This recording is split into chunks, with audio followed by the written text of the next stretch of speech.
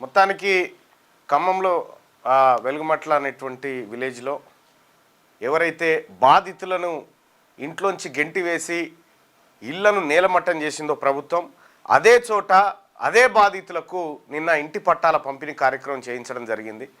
నిన్న ఖమ్మం కలెక్టరేట్లో జరిగినటువంటి ప్రోగ్రాంలో లబ్ధిదారులకు పట్టాలు స్వయంగా నేనే అందించడం జరిగింది. ఆ రోజు ఏదైతే ఖమ్మంకు వెళ్ళి ఖమ్మంలో బాధితుల పక్షాన నిలబడి ఇక్కడ ముఠా ఒకటి తయారైంది, ఈ ముఠాను ఖతం చేస్తూ బాధితులకు కూల్చిన చోటే ఇల్లిప్పియాలని చెప్పి డిమాండ్ చేసింది తెలంగాణ రాజ్యాధికార పార్టీ.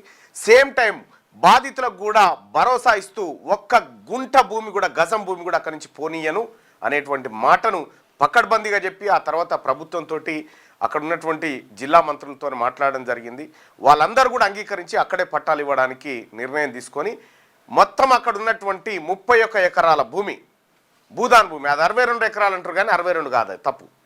ఎందుకంటే రికార్డ్స్ అన్నీ తెచ్చిన ఆ 31 ఎకరాల 7 గుంటల భూమిని అక్కడ ఉన్నటువంటి పేదలకు నిన్న పట్టాల రూపంలో పంపిణీ చేయడం జరిగింది. ఇంకా కొంతమంది లబ్ధిదారులు మిగిలిపోయినారు.